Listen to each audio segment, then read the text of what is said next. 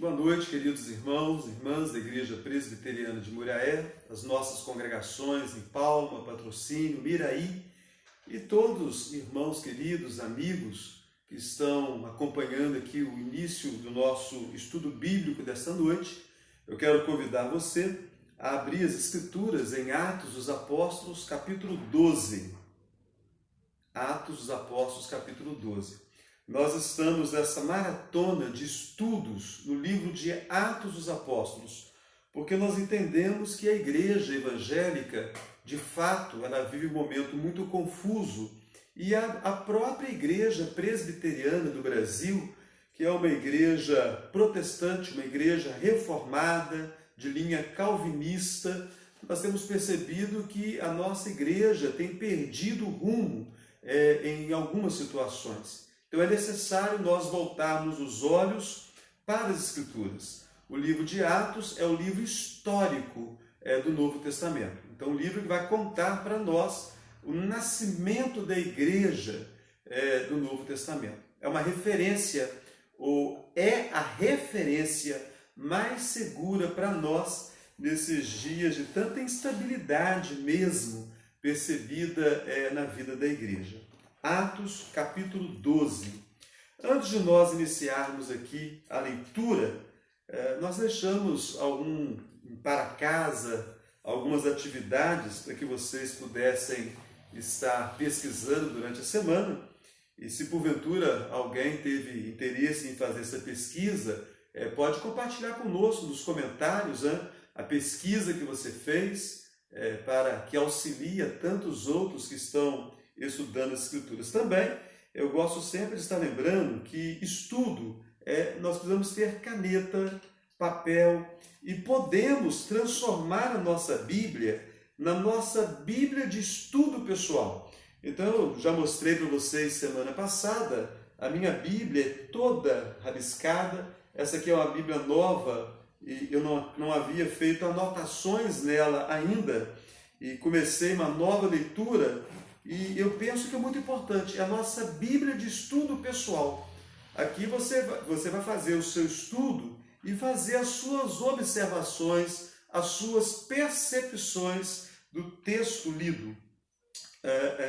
Então nós colocamos algumas questões. A primeira delas foi: onde mais encontramos os presbíteros ao lado dos apóstolos?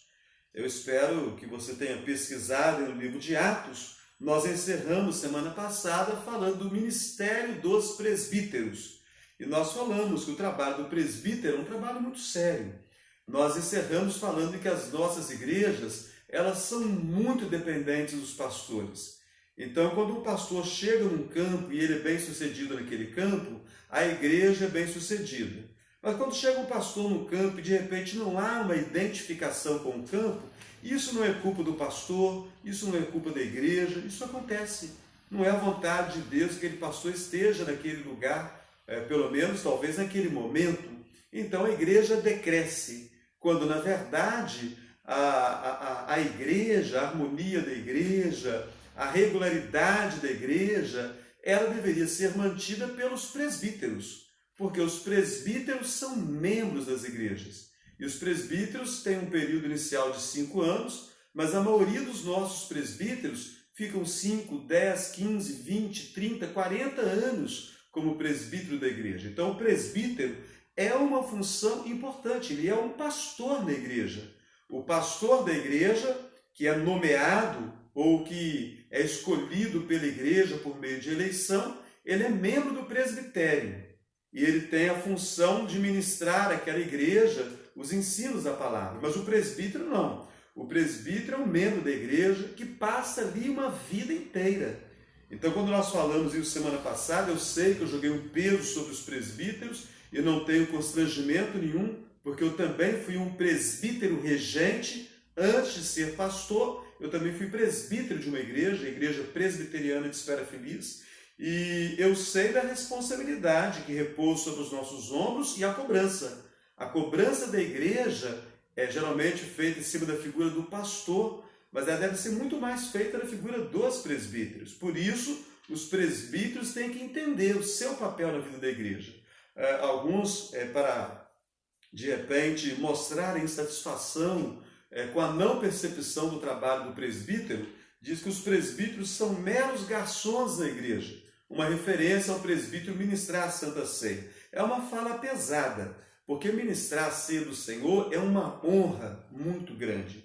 Então, o presbítero, quando está distribuindo o pão e o cálice, é uma honra muito grande que ele recebe para fazer cumprir o sacramento ensinado pelo Senhor Jesus. Mas, na verdade, os presbíteros devem estar preocupados com a disciplina da igreja, devem estar preocupados com a administração da igreja, a fim de que a igreja possa sempre estar progredindo. Os presbíteros devem estar preocupados com os bons relacionamentos da igreja, com a visitação da igreja. E no capítulo 15, pelo menos, nós temos um evento aqui no livro de Atos, uma controvérsia. Era uma questão que os gentios convertidos, eles não conseguiam entender por que alguns judeus queriam obrigá-los a ter os costumes judaicos e, dentre esses costumes, a circuncisão. Então, os não-judeus temiam muito passar pelo processo da circuncisão. E a situação chegou num ponto tal que o caso foi levado a Jerusalém para que pudessem discutir, tratar a questão. E o texto bíblico nos fala, no capítulo 15, versículo 4, tendo eles, os representantes, Paulo, Barnabé e demais irmãos representantes dos gentios, tendo eles chegado a Jerusalém, foram bem recebidos pela igreja, pelos apóstolos e pelos presbíteros. Então, os presbíteros estavam ao lado dos apóstolos na direção da igreja. Diz o texto que tudo foi relatado do que acontecia. No versículo 6 diz: então se reuniram os apóstolos e os presbíteros para examinar a questão. Então, apóstolos e presbíteros ouviram as questões que foram apresentadas, apóstolos e presbíteros examinaram aquela questão. No versículo 22 do capítulo 15 de Atos, então pareceu bem aos apóstolos e aos presbíteros com toda a igreja. E aí vem a decisão tomada acerca da situação. Esse é um dos textos que mostram os presbíteros ao lado dos apóstolos. A segunda questão, uma questão que eu quero colocar hoje para nós aqui, é que nós estamos entrando num novo capítulo do livro de Atos. Mas aqui é uma perseguição. Sim, é uma perseguição. Mas nós estamos entrando num novo capítulo. O que esta perseguição tem de diferente em relação às demais perseguições? Eu quero que você vá pensando acerca disso, e se você já tem uma resposta, você pode participar conosco nos seus comentários. E nós também levantamos uma questão semana passada, que é a seguinte, acerca de Herodes. Há mais de um Herodes nas Escrituras? Ou há um Herodes só presente em toda a Escritura? Então, são algumas questões que foram deixadas para que nós pudéssemos comentar, os irmãos pudessem participar, trazendo respostas a essas questões. Mas antes de nós fazermos a leitura do capítulo 12 de Atos, eu quero aqui fazer um pronunciamento em nome da Igreja Presbiteriana de Muriaé. Desde o início do isolamento social, a Igreja Presbiteriana de Muriaé, por meio dos seus concílios, Supremo Concílio e os nossos concílios aos quais estamos ligados, o Sínodo Leste de Minas e o Presbitério Vale do Caparaó, entenderam a necessidade que esse isolamento também viesse sobre a vida da igreja. Os membros da igreja também deveriam estar atentos ao isolamento da forma proposta. Mas, ao longo do tempo, tem havido uma flexibilidade acerca desse isolamento social. O sínodo de nossa igreja, o Sínodo Leste de Minas, ao qual nós estamos ligados, na sua última reunião essa semana, resolveu orientar todas as igrejas da nossa região, as igrejas presbiterianas, de que elas deveriam começar a trabalhar o retorno ao culto presencial. Isso vai acontecer, então, a partir do próximo domingo. Mas como vai ser isso? Nós estamos ainda em plena pandemia. nós precisamos tomar todos os cuidados. Nós não podemos nos descuidar. Nós sabemos que os cientistas e especialistas, eles não conseguem chegar a um consenso de quanto vai ser o pico da pandemia. Sempre, toda semana, aparece um doutor, uma doutora, esta semana, do dia 26 ao dia 3, nós teremos o maior pico da pandemia, vai morrer tantas pessoas. Aí na semana seguinte vai aparecer, essa semana, do dia 4 de maio ao dia tanto de maio, nós teremos o pico da pandemia. Nós não sabemos esse pico, se ele chegou, quando que ele vai chegar, Deus permita que ele não chegue de maneira alguma, mas nós precisamos estar atentos, não podemos descuidar. O número de infectados é muito grande, o número de mortos é muito grande, o Brasil figura entre os 10 países com o número de infectados, é uma coisa expressiva, nós precisamos tomar cuidado. Então nós teremos culto, mas os cultos vão acontecer a início apenas aos domingos. Durante a semana, nós vamos manter o isolamento social, teremos os cultos realizados online, segunda-feira, terça-feira, quinta-feira. Aos domingos nós teremos o culto no templo, mas esse culto deve obedecer a alguns requisitos muito importantes. O primeiro deles é que para participar do culto é necessário o uso de máscara.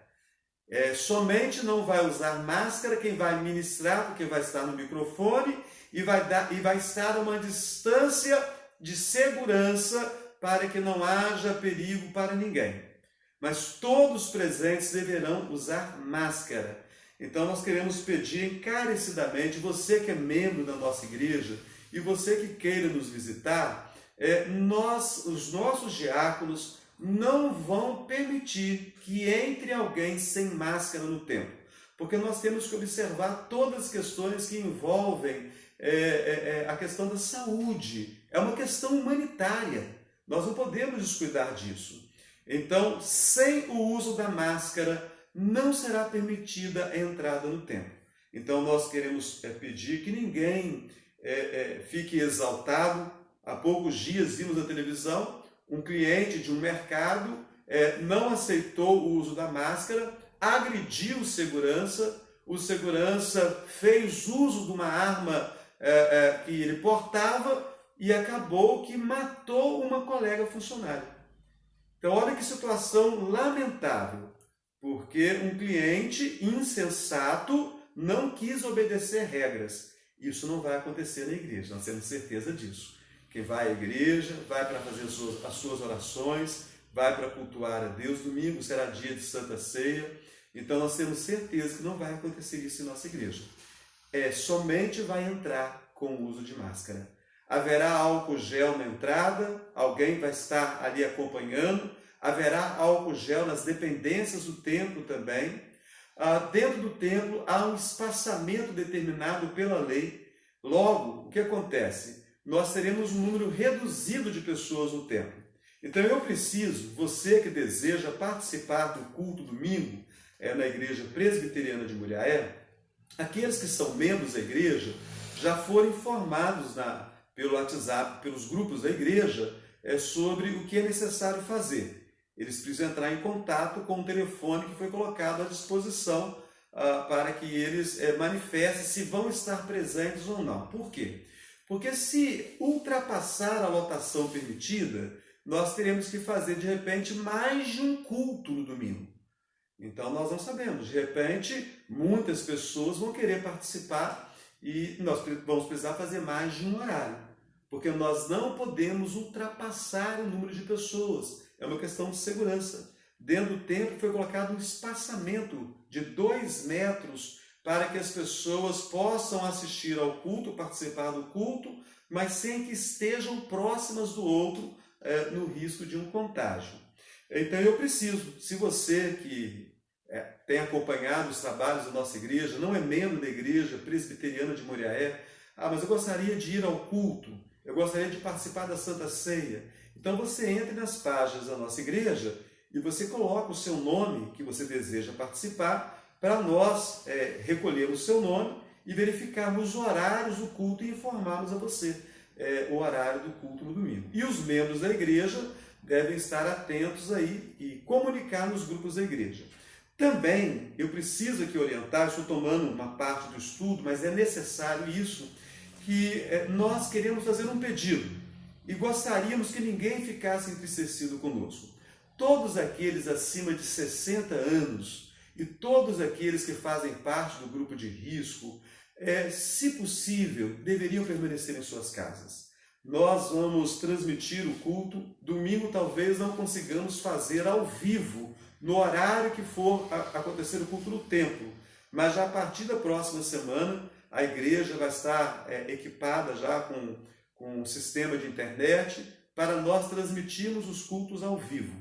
Então, aqueles que fazem parte do grupo de risco, acima de 60 anos, ou portadores de alguma dificuldade, alguma enfermidade, nós orientamos, fique em sua casa. Nós queremos zelar pela sua saúde. O culto a Deus continua da mesma maneira. Nós estamos aqui para cultuar a Deus, estudando a palavra. E também quero dizer outra coisa.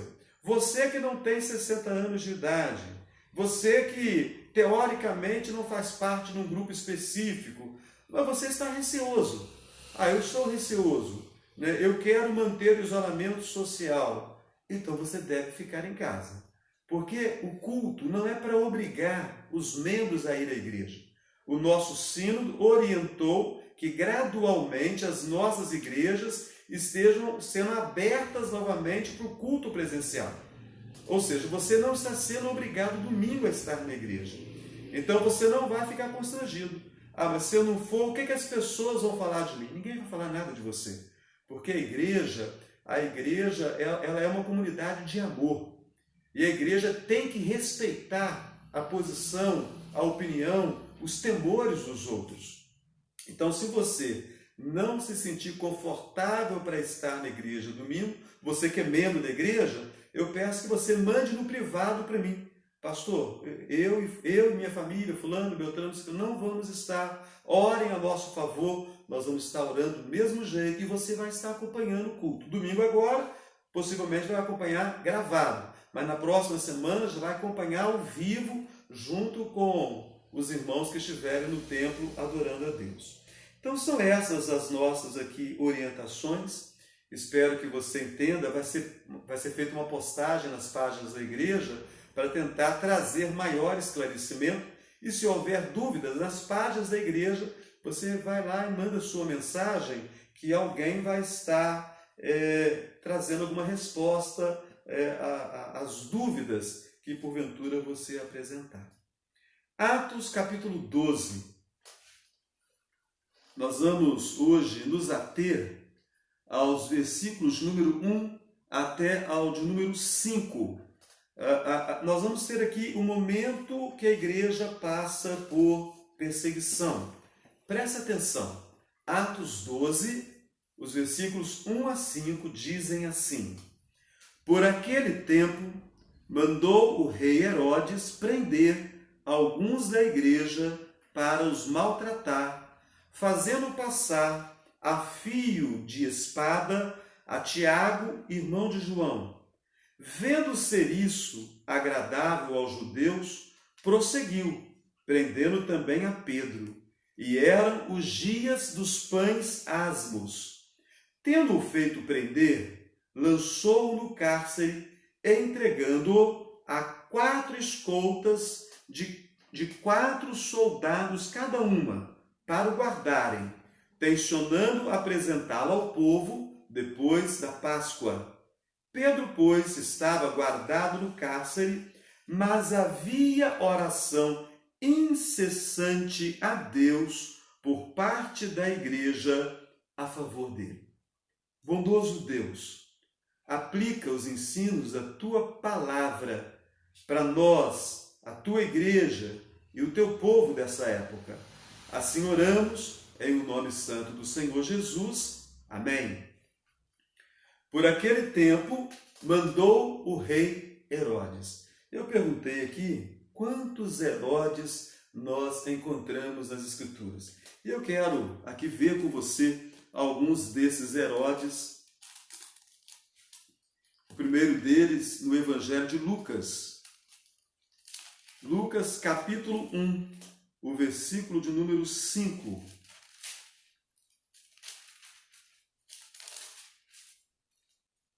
Lucas, capítulo 1, o versículo de número 5. Diz assim: nos dias de Herodes, rei da Judéia, houve um sacerdote chamado Zacarias, do turno de Abias, sua mulher era das filhas de Arão, se chamava Isabel. Então, esse primeiro Herodes, do qual é citado aqui a origem de João Batista, esse Herodes do tempo do nascimento de Jesus, esse Herodes da visitação dos magos que vieram do Oriente, esse Herodes é chamado de Herodes o Grande. Então, esse personagem é chamado de Herodes o Grande. E ele possivelmente exerceu o seu governo até por volta do ano 1º ou do ano 2 do Senhor Jesus Cristo. Então, o ano de 1 a 2, talvez 3, essas datas antigas, elas são muito difíceis de serem precisadas. Então, entre o ano 1º ao ano 4 da era cristã, esse Herodes ele teria falecido. O segundo Herodes, também do Evangelho de Lucas, para ficar mais fácil o nosso estudo, e para que você tenha facilidade depois, na hora que você for fazer a sua pesquisa, se é que já não fez, nós temos aqui no capítulo 3 do Evangelho de Lucas, no 15º ano do reinado de Tibério César, do imperador romano, sendo Pôncio Pilatos governador da Judéia, Herodes tetrarca da Galileia. Então nós temos esse Herodes aqui no capítulo 3, esse Herodes é o Herodes do tempo da pregação de João Batista. Esse é o Herodes Antipas. Esse é o Herodes também do tempo do Senhor Jesus. Então, Herodes Antipas. E o Herodes que nós nos referimos aqui no texto, capítulo 12, é o Herodes Agripa I. Herodes Agripa I foi neto de Herodes o Grande. Ele era sobrinho de Herodes Antipas. Ele foi filho de Aristóbulo. Herodes Agripa, ele teve uma infância marcada por uma tragédia. O seu pai, Aristóbulo, foi assassinado por ninguém menos do que o seu avô, Herodes o Grande. Então o pai matou o próprio filho. Herodes o Grande mata a seu filho Aristóbulo. Era muito comum, meu querido irmão, irmã, você que está participando do estudo, nos tempos antigos, o rei tinha muitas mulheres, ele tinha um harém, ele tinha muitos filhos, e quando o rei percebia que algum filho estava se projetando mais do que deveria, era muito comum ele mandar matar aquele filho, para que aquele filho não usurpasse o seu trono. Então, Agripa I, ele foi, sob a tutela do avô, mandado para Roma, ainda na infância. E na infância, ele teve amigos, na sua infância, que vieram a tornar-se imperadores romanos. Um deles foi Calígula, também chamado de Gaio, e o outro foi Cláudio. Então foram as crianças da época de Agripa, quando Agripa esteve em Roma. Mas Agripa, depois de um certo tempo, ele retorna para Jerusalém. Depois, na sua mocidade, ele volta novamente para Roma, mas em Roma ele resolve fazer acusações contra o imperador Tibério e ele é preso por causa disso. Mas após a morte de Tibério, ele foi amigo daqueles que se tornaram imperadores. Calígula foi um desses e ele foi até promovido a ser um governante da Judéia e recebeu o título dado pelo seu amigo de rei da Judéia. Então, em resumo, a história de Herodes Agripa é essa. Eu aconselho você a fazer um estudo sobre Herodes e você vai encontrar nas páginas do Novo Testamento outros personagens que também fizeram parte da família herodiana. Então diz o texto que Herodes mandou prender. A história da igreja, ela sempre foi marcada por perseguição. A história da igreja sempre foi marcada por martírio. A história da igreja sempre foi marcada por prisões. A história da igreja sempre foi marcada por algum tipo de inimigo da igreja. Nós hoje estamos nesse isolamento social e nós, igreja, entendemos que é necessário, mas nós não temos como esconder o fato de que alguns políticos têm se manifestado de uma forma estranha em relação à igreja, seja ela católica, seja ela a igreja evangélica, seja ela a igreja protestante, sejam outros credos religiosos. Nós temos alguns políticos com uma posição estranha sobre a igreja. Para alguns desses políticos, a igreja não deve voltar a abrir mais esse ano. E, na verdade, o que nós percebemos das entrelinhas é que não é tanto uma questão da pandemia, não. Porque alguns desses políticos, já há algum tempo, eles manifestam um comportamento, uma conduta contrária ao ensinamento da igreja, principalmente aqueles que são cristãos e têm a Bíblia como regra de fé e creem em valores absolutos, como a questão da família e outros valores, os quais nós não podemos abrir mão, porque são valores da Bíblia. Para nós, a Bíblia não contém a palavra de Deus, a Bíblia é a palavra de Deus. Então, nós percebemos, com certeza, que a igreja tem inimigos hoje no Brasil. Muitas pessoas estão insatisfeitas com a igreja. Para muitas lideranças, a igreja deveria fechar a porta. Algumas lideranças políticas chegaram a dizer que o problema do Brasil são as igrejas cristãs. Então, isso revela uma indisposição com a igreja de Cristo. Mas nós precisamos estar preparados para a perseguição. Quando nós folheamos o livro de Atos dos Apóstolos, nós vamos encontrar algumas coisas muito evidentes. O capítulo 4 de Atos, nós encontramos Pedro e João sofrendo perseguição do Sinédrio. Então, o Sinédrio, que era formado pela classe sacerdotal, era uma classe que estava envolvida com o imperialismo romano, era uma classe que tinha muitos privilégios. Essa classe, ela se levantou contra Pedro e João. Pedro e João foram perseguidos, chegaram a ser presos. No capítulo 5 do livro de Atos, nós encontramos nova perseguição do Sinédrio, agora contra os demais apóstolos. Folheando as Escrituras, o capítulo 6 e 7 de Atos, nós encontramos uma perseguição ferrenha dos judeus contra Estevão, e vem a culminar na morte de Estevão, o primeiro mártir. No capítulo de número 8, nós encontramos uma nova perseguição, promovida na cidade de Jerusalém, liderada por aquele que viria a ser um grande instrumento de Deus, liderado pelo então Saulo, que viria a ser conhecido tempos mais tarde como apóstolo Paulo.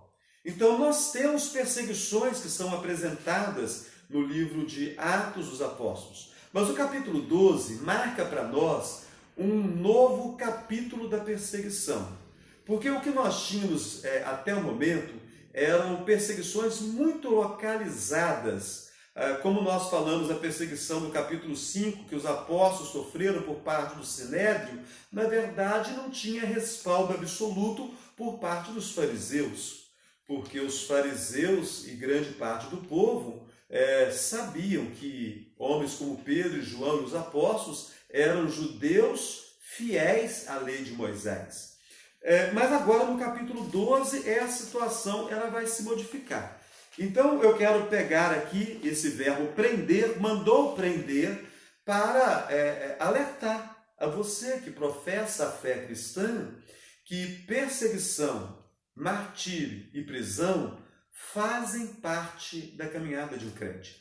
O Senhor Jesus, no sermão conhecido como Sermão do Monte, ou Sermão da Montanha, ele encerra dizendo que nós devemos ter por motivo de toda alegria o passarmos pelas provações, pelas dificuldades, pelas injúrias, pelas perseguições e até mesmo pela morte, porque assim sofreram os profetas que viveram e vieram antes de nós. Aqui diz que prendeu alguns para os maltratar, mas Herodes foi mais longe ainda. No versículo 2, fazendo passar a fio de espada a Tiago, irmão de João. Fazendo passar a fio de espada a Tiago. Eu quero pegar essa expressão a fio de espada, eu quero convidar você a uma leitura do Evangelho de Mateus, capítulo 20. Evangelho de Mateus, capítulo 20, os versículos 22 e 23. Vamos rememorar um fato da história de Tiago, capítulo 20, o versículo 22 e 23, aconteceu um pedido aqui. A mãe de Tiago, Tiago e João eram irmãos. A mãe de Tiago pediu que o Senhor Jesus, quando estivesse no seu reino, colocasse os seus filhos numa posição privilegiada. E então o Senhor Jesus respondeu assim, versículo 22 do capítulo 20 de Mateus. Mas Jesus respondeu, não sabeis o que pedis? Podeis vós beber o cálice que eu estou para beber? Que cálice era isso? O cálice da ira de Deus por causa do pecado. Jesus deveria morrer por causa dos nossos pecados. Eles responderam, podemos. Então lhes disse Jesus, bebereis o meu cálice. E aqui nós encontramos essa profecia de Jesus se cumprindo na vida de Tiago. Alguns escritores antigos tentam colocar que Tiago e João, os irmãos apóstolos, eles foram executados no mesmo dia, mas não há base alguma para esse ensino. Isso com certeza está muito mais perto das lendas sobre os apóstolos do que sobre a verdade bíblica. Então, a fio de espada, realmente a profecia de Jesus se cumpriu na vida de Tiago. E há de se cumprir na minha vida e na sua vida. Nós não podemos ter medo da espada. Esse cálice que o Senhor Jesus bebeu, todos nós também devemos estar prontos a beber. Nós que vamos participar da glória eterna, também precisamos estar prontos para participarmos do sofrimento e das dificuldades, assim como o Senhor Jesus passou a nosso respeito. Então, Tiago, é muito interessante nós pensarmos aqui em Tiago, o capítulo 3 do Evangelho de Marcos. Eu preciso convidar você a algumas leituras, e nós não podemos fazer esse estudo de qualquer maneira, com muita correria. Então vamos devagar e nós vamos chegar lá naquilo que nós precisamos. As Escrituras, elas nos trazem a lista dos apóstolos. É muito interessante o capítulo de número 3 do Evangelho de Marcos, quando traz a lista dos apóstolos, no versículo 16, eis os 12 que designou. No Evangelho anterior de Mateus, nós vamos encontrar a lista dos apóstolos apresentada por duplas de irmãos no seu início. Pedro e André eram irmãos. Pedro e André, Tiago e João. Agora, no Evangelho de Marcos, nós não vamos encontrar essa linha de parentesco nos 4 primeiros apóstolos. Diz assim, no versículo 16 do capítulo 3 de Marcos, eis os 12 que designou, Simão, a quem acrescentou o nome de Pedro, Tiago, filho de Zebedeu. Então, a referência a Tiago, exatamente após o nome de Pedro, e o entendimento comum de que Pedro era o líder do colégio apostólico, e Pedro veio a ser o líder da igreja que nasceu em Jerusalém, nos leva a entender que Tiago era a segunda liderança da igreja que havia em Jerusalém. Por isso que Tiago foi cobiçado por Herodes e pelos judeus. Ele era um líder proeminente da igreja. É muito significativo que todas as vezes que nós encontramos Tiago nas Escrituras, nós não o encontramos à parte de seu irmão João. E também nós o encontramos juntamente com mais outro apóstolo. E nós encontramos Tiago sozinho, apenas nessa porção das Escrituras, que trata acerca da sua morte. Ele talvez não fosse um líder com as mesmas características de Pedro. Ele era mais comedido. Ele não era como Pedro, que tinha aquela ousadia, que dava o passo à frente para declarar: tu és o Cristo, o Filho do Deus vivo, ou então para andar por sobre as águas. Se é o Senhor, manda que eu vá ter contigo andando por sobre as águas. Isso nos ensina o quê? Que na liderança nós temos pessoas de temperamentos diferentes. Nós temos pessoas que têm uma forma de agir diferente da outra. Nós não podemos julgar um líder tendo como modelo um outro líder. A forma de Pedro liderar era totalmente diferente da forma de Tiago. Eu me propus a estar pregando uma vez por mês um personagem bíblico, a começar dos apóstolos. E o primeiro sermão foi sobre o Pedro. Pregar sobre o Pedro é fácil. Nós temos um mundo de histórias na Bíblia sobre Pedro. A pregar sobre Tiago vai ser muito mais complicado, vai ser muito mais difícil. Nós não temos tanta coisa assim, mas o que nós temos é muito significativo. Então, Tiago, ele era com certeza uma importante liderança da igreja, por isso ele estava na mira de Herodes e por isso ele foi sacrificado, e isso trouxe prazer para os judeus que estavam odiando aos apóstolos naquele momento.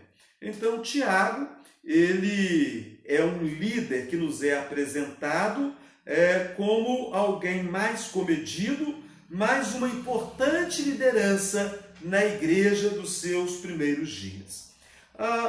Nós havíamos visto para trás um pouco que os judeus não moviam uma perseguição contra os apóstolos. A primeira perseguição, ela acontece contra os helenistas. Eram judeus de cultura grega.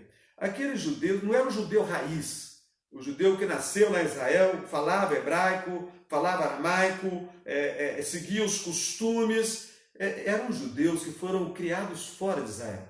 Judeus dispersos pelo mundo, desde os tempos do cativeiro, lá no Antigo Testamento.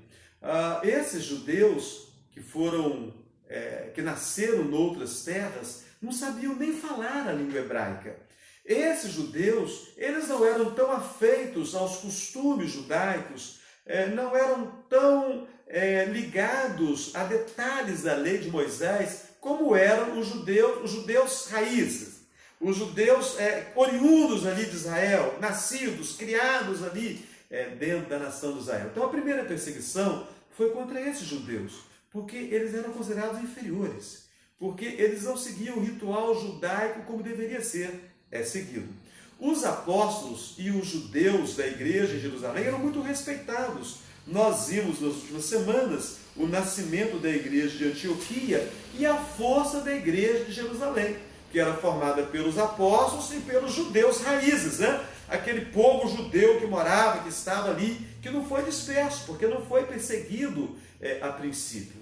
O que aconteceu? Para que de repente esse quadro mudasse.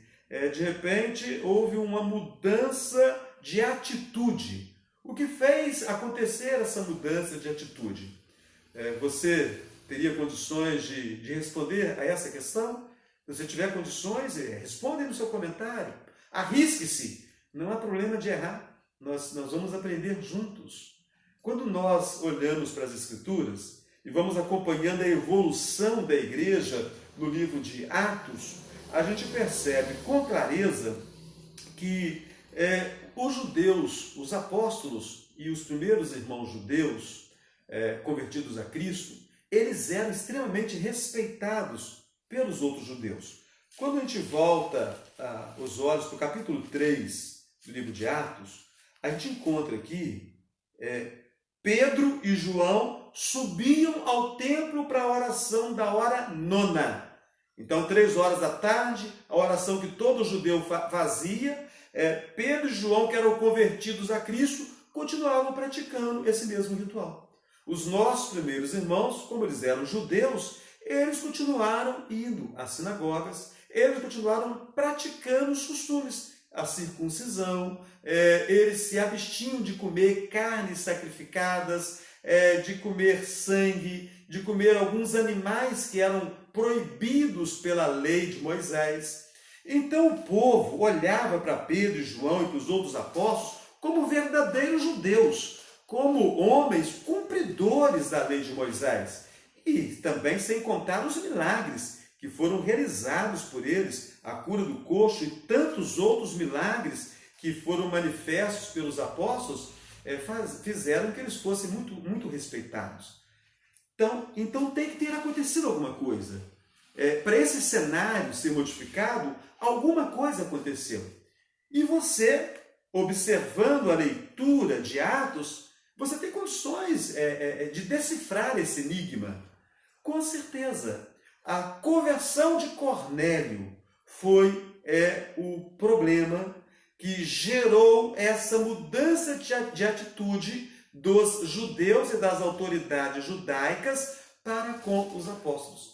Quando Pedro estava em Jope, na casa de um Simão curtidor, Pedro e os apóstolos já começavam a cair no descrédito dos judeus. Primeiro porque fora pregada a palavra aos samaritanos, e os judeus consideravam os samaritanos um judeu de segunda linha, de segunda qualidade, misto, ele não era um judeu puro.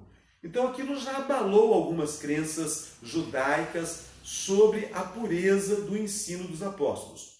Quando Pedro vai pregar para um gentio, Cornélio, entra na casa desse gentio, passa alguns dias, come com eles, assim como a notícia chegou a Jerusalém, aos apóstolos e à igreja, chegou para toda a cidade de Jerusalém, com certeza. Esse foi o estupim que fez explodir essa revolta dos judeus contra os apóstolos.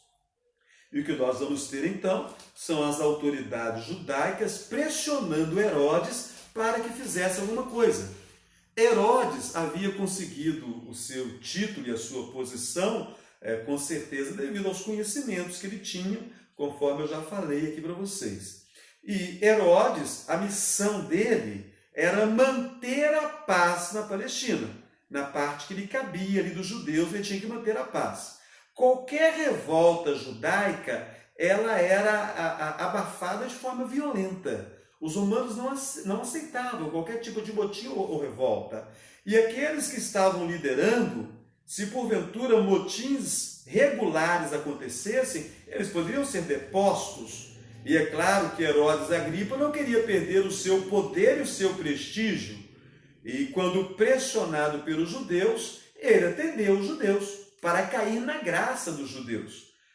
Como governante, é claro que ele tinha pontos positivos e pontos negativos. Com certeza, muito mais pontos negativos por ter sido colocado ali como autoridade pelos romanos e pelo contato de longo prazo que ele tinha com os romanos. Então, o que nós temos aqui é uma perseguição movida contra os apóstolos por causa da conversão de um gentio. Então, Pedro, João, Tiago e os apóstolos e os irmãos de Jerusalém passaram a ser considerados hereges. E os judeus, uma vez que os consideraram hereges, exigiram que alguma coisa fosse feita contra eles. E o herege deveria morrer. Então, Herodes, ele passa fio da espada a Tiago, e isso agradou aos judeus. E ele viu que isso havia agradado aos judeus. É muito triste, né? Mas a postura de muitos políticos hoje é a mesma de Herodes e de políticos de várias épocas e das épocas que estão por vir ainda antes da volta de Jesus. É aquela política de fazer aquilo que agrada. Então, vou fazer aquilo que agrada, vou fazer aquilo que as pessoas querem ouvir. Então ele viu que os judeus ficaram satisfeitos e resolveu também prender a Pedro, que era o principal líder da igreja em Jerusalém. Mas o versículo de número 3 nos fala aqui, no final do versículo 3, e eram os dias dos pães asmos. O que significa isso? Os pães asmos era uma festa que estava ligada à festa da Páscoa, e durante esse período, o período de 7 dias, nenhuma sentença poderia ser pronunciada, ninguém poderia ser morto. Então Herodes fez com que Pedro ficasse guardado e não executou a Pedro imediatamente, porque o período da Páscoa proibia qualquer tipo de execução. Por isso que Pedro foi preso. Mas com certeza o desejo de Herodes era também executar Pedro. Ele viu que aquilo, o texto bíblico diz, vendo ser isso agradável aos judeus, isso o quê? Ter passado ao fio da espada Tiago. Prosseguiu, prendendo também a Pedro. Prosseguiu prendendo a Pedro para quê? Para também executar a Pedro. Mas ele não pôde fazê-lo, por causa da festa dos pães asmos e da Páscoa, que não permitia por aquele período que execução alguma acontecesse.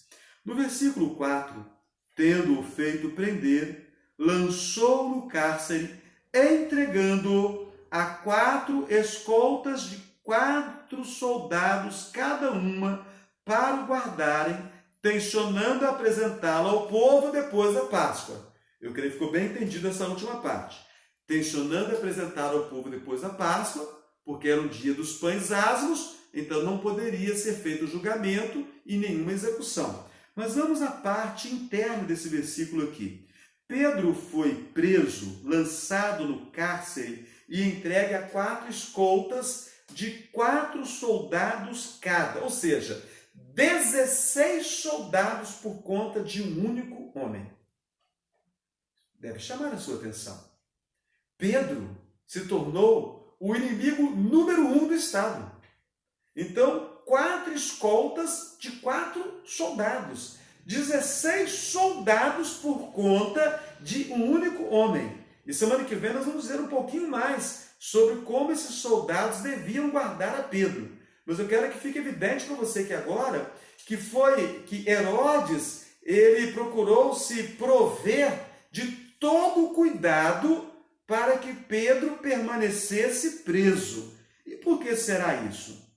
Então nós precisamos fazer algumas indagações acerca disso. Vamos abrir as Escrituras do Evangelho de João, capítulo 18, o versículo de número 10. Por que motivo Pedro foi guardado por 16 soldados?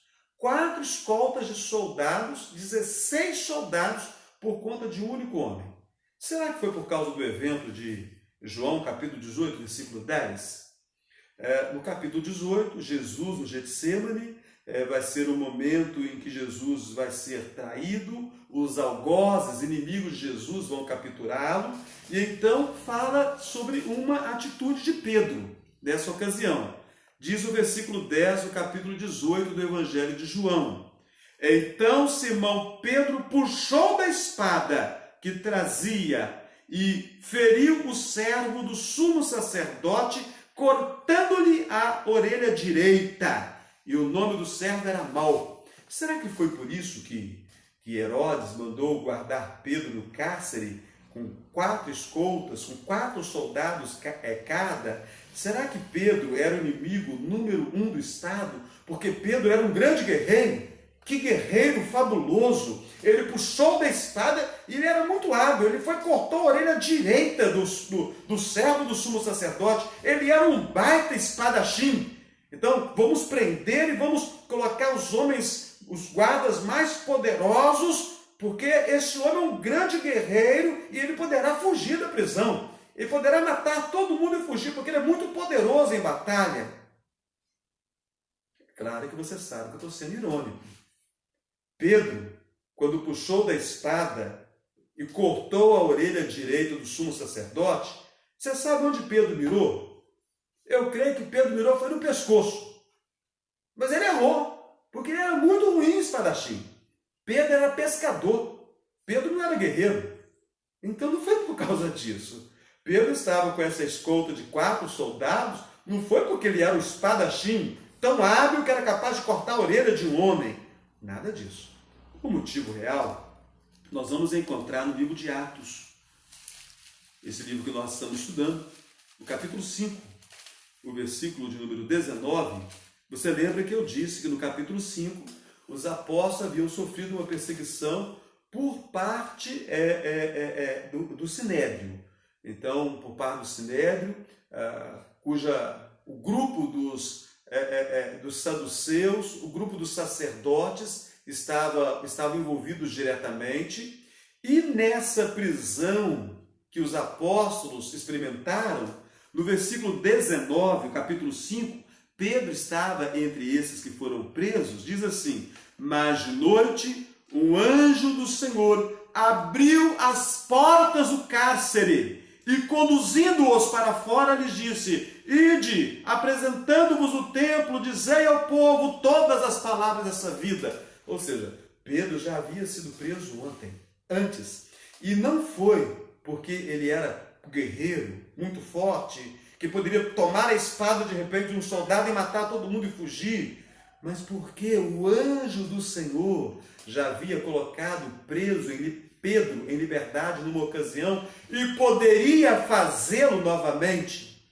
Então Herodes estava guardando a Pedro com todos os recursos que ele tinha para apresentá-lo ao povo, porque seria para ele uma grande conquista. Ele iria satisfazer finalmente aqueles judeus que não o apoiavam no governo da Judéia. O versículo de número 5, Pedro, pois, estava guardado no cárcere, mas havia oração incessante a Deus por parte da igreja a favor dele. Eu quero fazer aqui algumas considerações e peço a você um pouquinho de paciência, estou encerrando. Naquele momento de perseguição, Tiago foi morto ao fio da espada. O texto fala que mandou prender alguns da igreja, ou seja, alguns estavam presos. Tiago foi morto a fio de espada. E Pedro, que era a liderança principal da igreja, também estava preso. O que a igreja fez nesse momento? Como agiu a igreja nesse momento? Qual foi a atitude da igreja? Qual foi o comportamento da igreja? Talvez o comportamento mais sensato seria todo mundo dar no pé, fugir, correr, dizer: agora não tem mais jeito, agora pegaram os nossos líderes. Tiago está morto, Pedro está preso e vai ser apresentado após a Páscoa para um julgamento que vai ser marcado por corrupção e ele vai ser condenado à morte. Vamos fugir, vamos embora, acabou tudo, não tem mais esperança. Mas a Bíblia diz que não. A reação da igreja foi oração. Então a igreja se dispôs a orar. Alguns foram presos, Tiago foi morto, Pedro estava preso com 4 escoltas de 4 soldados cada, para ser apresentado após a Páscoa, com certeza para ser executado também. A igreja se colocou em oração. Irmãos, que coisa maravilhosa é nós sabermos que a igreja está em oração. Eu tenho certeza que você já experimentou a oração da igreja, que alguém já falou para você: estou orando pela sua vida. E isso traz muita paz ao coração da gente. Quando nós estamos passando por uma crise, quando nós estamos numa situação que parece que não tem jeito, são 4 escoltas de inimigo, demônio para tudo quanto é lado, perturbação de toda sorte, inimigo poderoso nos cercando, não tem saída, não tem solução, mas a igreja está orando a nosso favor. Isso traz esperança para a gente. Essa esperança vai ser refletida na vida de Pedro, e nós vamos ver isso na próxima semana. Mas é importante relatar, a igreja estava orando de forma incessante. Aqui eu quero apelar para a sua paciência, para ouvir uma palavra que você não conhece. Aqui a palavra incessante na língua grega é ektenes, mais ou menos isso a pronúncia, ektenes. Isso é uma linguagem usada por Lucas. Lucas era médico, nós já estudamos isso quando começamos a ver o primeiro capítulo do livro de Atos, quando estudamos também Lucas. Lucas era médico. Lucas gostava muito de usar expressões médicas. Então ele fala aqui que a igreja estava em oração incessante, ektenes. Ektenes significa, a princípio, eu e você não vamos entender isso. É um músculo estendido. A igreja era um músculo estendido em oração. O que significa isso? Talvez para nós entendermos um pouco melhor isso, é necessário nós apelarmos para as escrituras do Evangelho de Lucas mesmo. Você pode perceber que eu usei Lucas muitas vezes para didaticamente ficar fácil de você fazer as suas pesquisas. Lucas capítulo 22, o versículo de número 44. Lucas 22, o versículo 44. Eu até nem registrei esse texto aqui, vou fazê-lo agora. Orava intensamente, ektenes. Presta atenção, que diz o Evangelho de Lucas sobre o Senhor Jesus, aqui no capítulo 22, o versículo 44. E estando em agonia, quem? Jesus. E estando em agonia, orava mais intensamente. E aconteceu que o seu suor se tornou como gotas de sangue caindo sobre a terra. A igreja, ela não só orava, mas ela orava de forma intensa. A igreja era como um músculo estendido ao limite. Quando você pratica atividade física, o seu músculo, quando ele vai ao limite, é preciso que você tome até alguns cuidados para que você não venha estender demais esse músculo. Então a igreja é um músculo estendido. Significa o quê? Que a igreja precisa orar de forma intensa. É preciso haver disposição para a oração. Essa semana nós iniciamos segunda-feira uma reunião de oração no nosso templo. Igreja Presbiteriana de Muriaé, ali na Avenida Doutor Passos, 266, próximo ao Pronto-Socorro. É um prédio na esquina, um prédio verde, bonito, de estrutura antiga ali. Segunda-feira nós iniciamos 6h30 da manhã às 7h30, todos os dias, com um rodízio de oração. Amanhã todas as pessoas que têm iniciais a letra S até a letra Z e desejarem orar, desde que entrem com máscara, elas poderão orar conosco ali. Então, se você desejar orar, você pode entrar, você pode ficar o período de 1 hora orando, ou você pode entrar, ajoelhar, fazer a sua oração, ajoelhar ou ficar sentado ou em pé, conforme a sua preferência, fazer a sua oração e ir embora para a sua casa. Ou aqueles que trabalham em funções essenciais, precisam estar envolvidos. Amanhã é feriado, ninguém vai trabalhar na verdade, né? Você pode fazer a sua oração e pronto, vai embora para a sua casa. A igreja está orando. Semana que vem nós vamos continuar orando. De segunda a sexta há um rodízio de oração. Nós vamos passar esse rodízio depois para as páginas da igreja. Aqueles que têm as iniciais podem estar orando na igreja conosco. Então a igreja orava de forma intensa.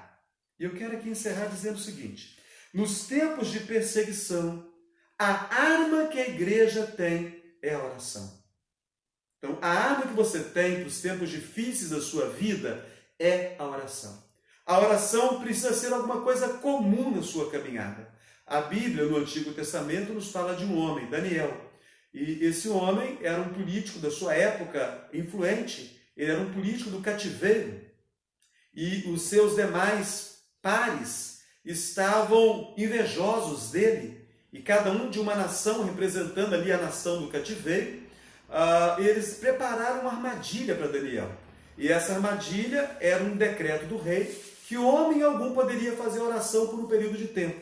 E quem fizesse uma oração e não um pedido ao rei, essa pessoa deveria ser condenada à pena de morte, que naqueles dias era ser lançado na cova dos leões.